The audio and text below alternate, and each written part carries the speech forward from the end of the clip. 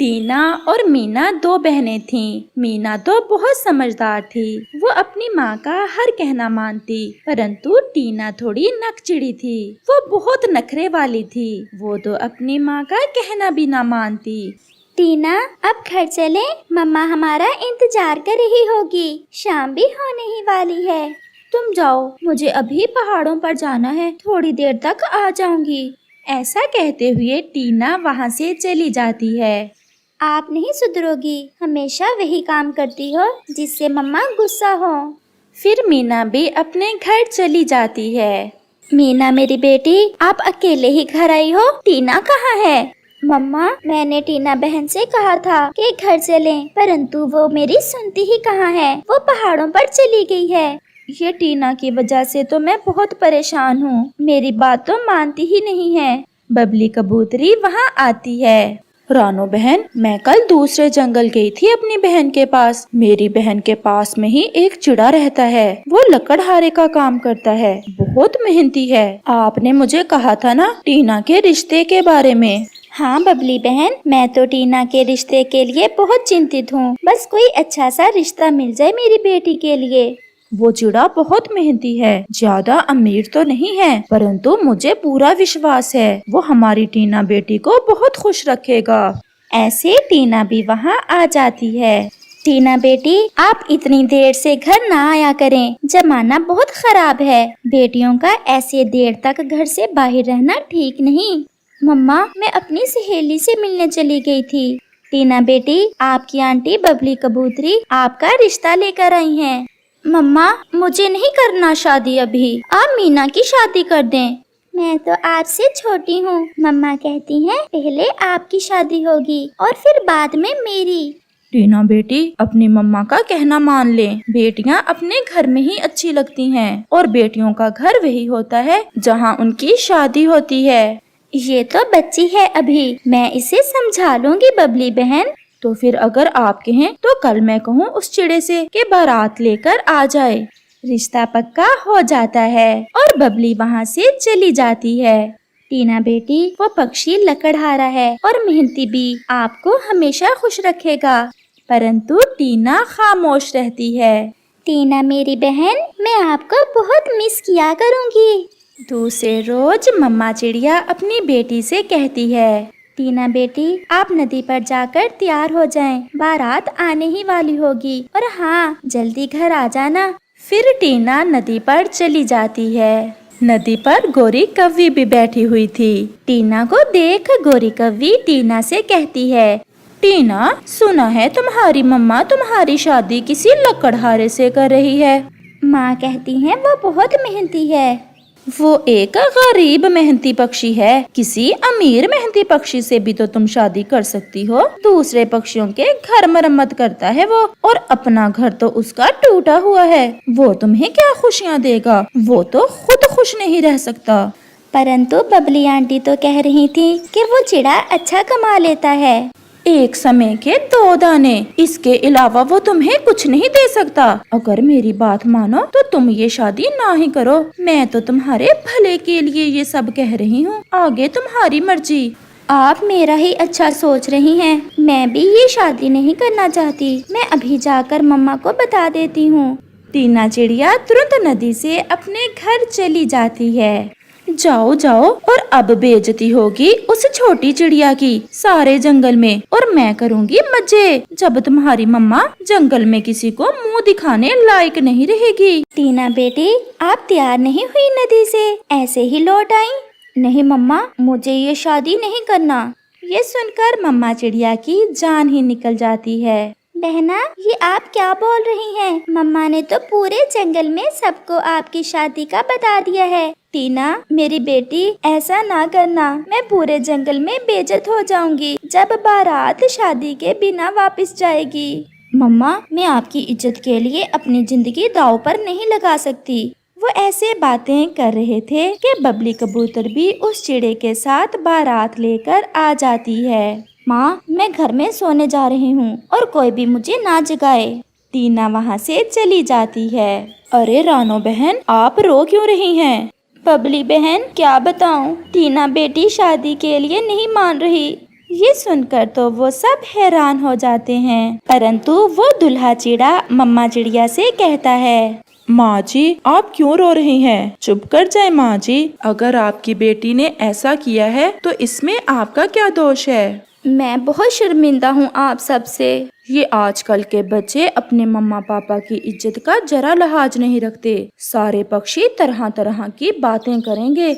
Aunty, पक्षी तो बातें करते ही रहते हैं, किसी को हम बात करने से कैसे रोक सकते हैं? परंतु माँ जी, मुझे दुख हुआ। मैंने सोचा था कि मेरी माँ नहीं है और भगवान मुझे सास की सूरत में माँ दे देगा। शायद भगवान को ये सब मंजूर नहीं था। ऐसा कहते हुए वो रोने लग जाता है। मुझे आपसे मिलकर भी ऐसा ही लगा जैसे भगवान ने मुझे बेटा दे दिया हो। मैं अपने बेटे को खोना नहीं चाहती। मेरे बेटे, ये मेरी छोटी बेटी है, मीना है नाम इसका। आप मेरी इस बेटी से शादी कर लें। चिड़िया बहन, इसमें बुरा ही क्या है? मीना की उम्र भी तो शादी लायक है। कल भी तो कोई रिश्ता ढूंढना ही है मीना के लिए। मीना मेरी बेटी, आपको कोई एतराज तो नहीं है? नहीं माँ, जैसे मेरी मम्मा खुश है, मैं भी ऐसे ही खुश हूँ। मैं शादी के लिए राजी हूँ। माँ, मैं हमेशा अपनी माँ और मीना को जिंदगी की हर खुशी दूंगा। जो मेरे पास है वो सब मीना का ही होगा। ऐसे वो सब फिर से खुश हो जाते हैं और मीना की शादी उस चिड़े से हो जाती है जो उसे ब्याह कर ले जाता है। रानो, अब टीना से ज्यादा गुस्सा न करना। जवान है, कहीं कोई गलत कदम ही ना उठा ले। बबली बहन, मैंने कौन सा नया दुख देखा है जिंदगी में। जब इनके पापा इन्हें छोड़कर इस दुनिया से चले गए थे, उस दिन से लेकर आज तक दुख ही दुख देखे हैं मैंने। मम्मा सो गई हैं? नहीं मम्मा, मीना बहन राजी थी उस शादी के लिए, परंतु मम्मा चिड़िया खामोश थी। मम्मा मुझे माफ कर दें। मम्मा, मैं किसी गरीब पक्षी से शादी नहीं करना चाहती थी। मुझे गोरी आंटी ने बताया कि वो बहुत गरीब पक्षी था।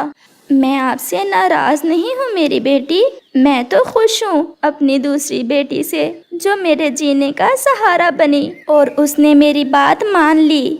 मम्मा आप चुप कर जाएं, ना रोएं। मम्मा आप देखना, आपकी टीना बेटी की शादी भी किसी ना किसी सुंदर और अमीर पक्षी से हो जाएगी। एक माँ अपनी संतान के लिए खुशियों की तलाश में ही सारी जिंदगी गुजार देती है। खुश रहो मेरी बेटी, बस खुश रहो। मीना, एक बात कहूँ? कहिए। भगवान का शुक्र है जो मेरी शादी टीना की बजाय आपसे हो गई। जैसे आपने सोचे बिना अपनी माँ का कहना मान लिया, उससे ये साबित होता है कि आपको रिश्तों से किस कदर प्यार है। हम बहनें बहुत छोटी थीं जब पापा मर गए। हमारी मम्मा ने हमें पापा और मम्मा दोनों का प्यार दिया। हमें पालने के लिए ना धूप देखी, ना छाँव, ना सर्दी, ना गर्मी। हमें किसी चीज की कमी ना होने दी। मैं कैसे अपनी माँ को दुखी देख सकती थी? मेरी माँ जी भी तभी मर गई थी जब मैं छोटा था। मैंने भी अकेले ही जिंदगी गुजारी है। आपकी मम्मा से मिलकर मुझे ऐसे लगा जैसे भगवान ने मेरी माँ मुझे वापस लुटा दी है। टीना मन की बुरी नहीं है, बस थोड़ी नखरे वाली है। मम्मा कहती हैं कि टीना बड़ी हो गई है, परंतु उसे अभी तक अकल नहीं आई। वो भी सब सीख जाएगी। अगर खुद से ना सीखी तो ये समाज उसे सब सिखा देगा। प्यारे दोस्तों, इस कहानी का अगला भाग देखने के लिए कल तक इंतजार करें। दूर किसी जंगल में रहता था एक कालू कौवा और उसकी पत्नी गोरी कौवी। रात का समय था कि गोरी कौवी अपने पति से कहती है, कालू जी, ये हर समय तुम अपने मोबाइल फोन पर क्या करते रहते हो? जब से तुमने मोबाइल लिया है, जब भी घोंसले में आते हो, आते ही मोबाइल लेकर बैठ जाते हो। गोरी, तुम सो जाओ, मुझे अभी नींद नहीं आ रही। मैं दोस्तों से चैट कर रहा हूँ। मेरे तो पूरे 100 दोस्त बन गए हैं। मैं तो सो रही हूँ और तुम भी सो जाना, कल भोजन लेने भी जाना है। ऐसे गोरी कौवी सो जाती है और कालू कौवा फिर से अपने काम पर लग जाता है। वो तो हर समय रॉन्ग नंबर मिलाता रहता और किसी चिड़िया, किसी तोती या किसी कौवी की खोज में रहता। सोने से पहले 2 लगाता हूँ। आज अगर किसी का नंबर मिल जाए तो। हेलो, कौन हो तुम? ऐसी रात को क्यों तंग कर रहे हो? मैं कबूतर हूँ और कबूतरी से बात करना थी। क्या आप कबूतरी हो? मैं तेरी माँ बुड्ढी चील हूँ। मुझे सब पता है तुम्हारे जैसे आवारा का किसी ना किसी लड़की पक्षी का नंबर ढूंढने में ऐसे रॉन्ग नंबर मिला मिला कर। सॉरी जी, ये तो रॉन्ग नंबर मिल गया। ऐसा कहते हुए कालू फोन बंद कर देता है। ना जाने मुझसे कोई फोन पर दोस्ती क्यों नहीं करती कभी। आज तक रॉन्ग नंबर रॉन्ग ही मिलता है। कभी तो किसी हसीना का मिल जाए। फिर जब आधी रात हो जाती है तो कालू कौवा सो जाता है। चिड़िया बहन, ये कालू बहुत खराब हो गया है। नदी पर आकर बैठ जाता है और जैसे ही कोई लड़की पक्षी नदी से पानी पीने आती है तो उसका मोबाइल नंबर मांगता रहता है।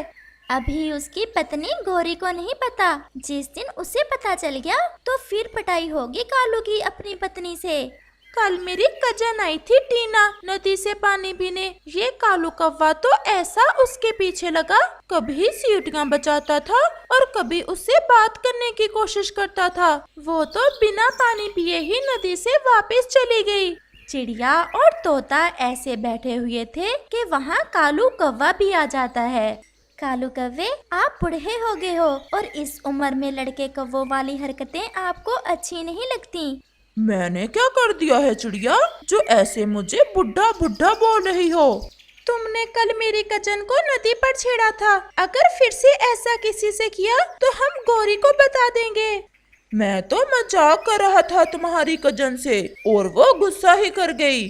तुम उसे देखकर सीटियां बजा रहे थे। ये कौन सा मजाक है? आइंदा से किसी लड़की पक्षी से ऐसा मजाक ना करना।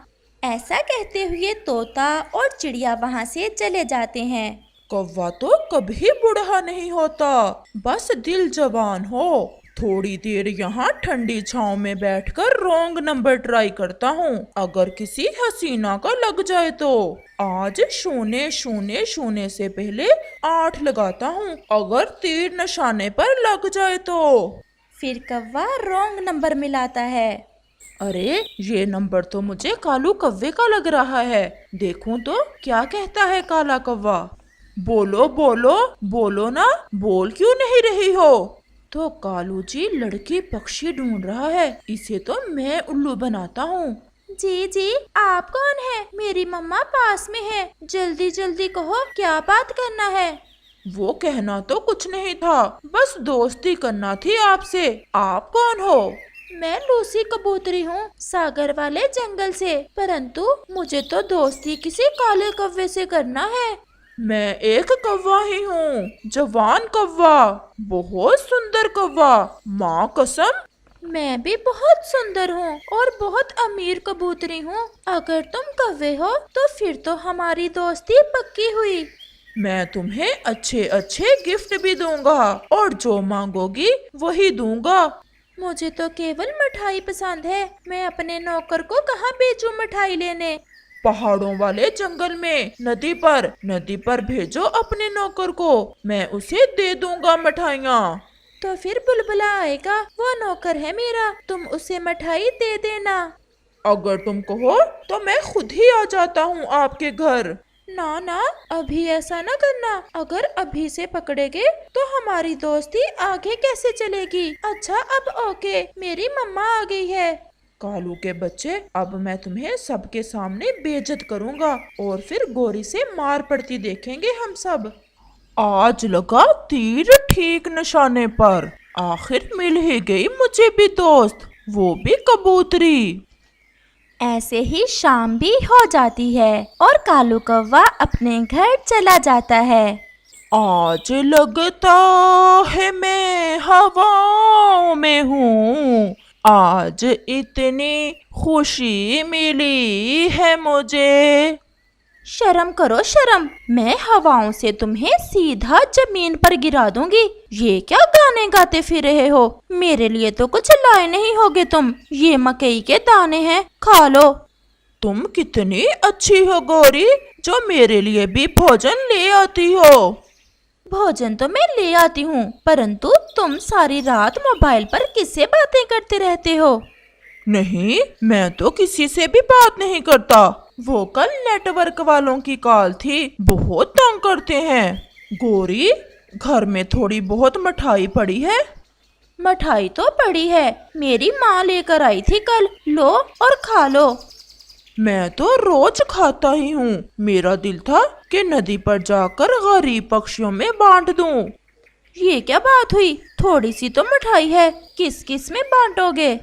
किसी गरीब को देखकर दे दूंगा। ऐसा कहते हुए कालू वो मिठाई लेकर नदी पर चला जाता है। वहाँ तो बुलबुला बैठा हुआ था। क्या तुम ही कालू कौवे हो? सागर वाले जंगल से लूसी कबूतरी ने भेजा है। मैं ही कालू कौवा हूँ और मिठाई लेने आए हो तुम मेरी दोस्त के लिए। लूसी मालकन ने मिठाई लेने ही भेजा है। मेरी मालकन बहुत सुंदर है। तुम तो भाग्यशाली हो जो मेरी मालकन से दोस्ती होगी तुम्हारी। बहुत अमीर है मेरी मालकन। उसकी आंखें कैसी हैं? नीली नीली नीली नीली आंखें हैं मेरी मालकन की। ऐसा कहते हुए बुलबुला वो मिठाई लेकर वहाँ से चला जाता है। लूसी, अब तो तुम्हारे बिना दिल नहीं लगता। चलो बात करता हूँ। फिर कालू वही नंबर फिर से मिलाता है। मिठाई ले गया है मेरा नौकर क्या? लड्डू थे, बहुत मजे के लड्डू। लूसी, सच मानो मेरा तो सुबह से दिल ही नहीं लग रहा। जी कर रहा है कि उड़कर तुम्हारे पास पहुँच जाऊं। कौवे जी, पक्षी उड़कर ही आते हैं, कौन सा पैदल चलकर आते हैं। अगर तुम ज्यादा ही जिद कर रहे हो तो क्या आ जाऊं मैं? नहीं नहीं, मैं कल अपने नौकर के साथ नदी पर आ जाऊंगी, परंतु तुम मेरे लिए खाने को क्या लाओगे? जो मांगेगी मेरी दोस्त वही लाऊंगा। अच्छा तो फिर फल ले आना, जो मिल जाए। हम नदी पर बैठकर फल ही खाएंगे। क्या रात को बात होगी? ना ना, रात को कॉल ना करना, मेरी मम्मा मेरे साथ ही सोई होती हैं। अब कल नदी पर ही मिलेंगे। कबूतर ऐसे बात कर रहा था कि वहाँ चिड़िया आ जाती है। अच्छा दोस्त, अब कल मिलेंगे, मेरी मम्मा आ गई है, बाय। अब तो जल्दी से कल हो जाए। मैं जल्दी जल्दी घर जाकर सो जाता हूँ। ऐसे सोते में रात जल्दी गुजर जाएगी और फिर कल मिलूंगा मैं अपनी दोस्त लूसी से। अरे कबूतर, ये क्या लड़कियों की तरह आवाज निकालकर किससे बात कर रहे थे? चिड़िया बहन, ये कालू ऐसे सीधा नहीं होने वाला। रोंग नंबर मिला मिला कर सबको तंग करता है। मैं तो आज सुबह से कबूतरी बनकर उससे बात कर रहा हूँ। बहुत खुश है कालू और कल नदी पर बुलाया है मुझे उसने मिलने। ऐसे ही बुलबुला भी मिठाई लेकर आ जाता है। तो क्या ये मिठाई कालू ने भेजी है तुम्हारे लिए? मेरे लिए नहीं, अपनी दोस्त लूसी के लिए। कबूतर भैया, आप लड़की बनकर कल नदी पर जाना और मैं पीछे गोरी को लेकर आ जाऊंगी। फिर देखेंगे कालू कैसे सीधा होता है। दूसरे रोज कालू गोरी से कहता है, गोरी, मैं ये अमरूद लेकर नदी पर जा रहा हूँ। मैं वहाँ जाकर खा लूंगा ये अमरूद और आज मैं आते हुए तुम्हारे लिए मीठे मीठे अंगूर भी लेकर आऊंगा। आज इतनी जल्दी नदी पर जाकर तुमने क्या करना है? करना क्या है? मुझे प्यास लगी हुई है, पानी पीना है। फिर कालू वहाँ से चला जाता है। जैसे ही कालू वहाँ से जाता है, चिड़िया वहाँ आ जाती है। गोरी बहन, चलो आज कालू के पीछे ही नदी पर जाना है। चिड़िया, क्या हुआ? फिर चिड़िया गोरी को सारी बात बताती है। मैं भी कहूँ, कल से कैसे गाने गाता फिर रहा है ये कालू। फिर वो दोनों नदी की दिशा में जाती हैं। अपना चेहरा नहीं दिखाओगी मेरी दोस्त, मेरी लूसी? ये देखो, मैं तुम्हारे लिए मीठा मीठा अमरूद लेकर आया हूँ। और फिर कबूतर अपना मुंह कालू की दिशा में करता है। मिलो, आ जाओ, मिलो लूसी से। मैं ही लूसी हूँ। विश्वास नहीं तो मेरा नंबर मिलाकर देख लो। पीछे से गोरी और चिड़िया भी झाड़ियों से निकलकर बाहर आ जाती हैं। तो ये बात है, आज से तुम्हारा मोबाइल बंद और मैं बताती हूँ तुम्हें। ऐसा कहते हुए गोरी कालू की अच्छी पिटाई करती है। तुम्हें तो मैं देख लूंगा गंदे कबूतर। नहीं, तुम्हारी जान लूसी कबूतर। ऐसा कहते हुए सब हंसने लग जाते हैं।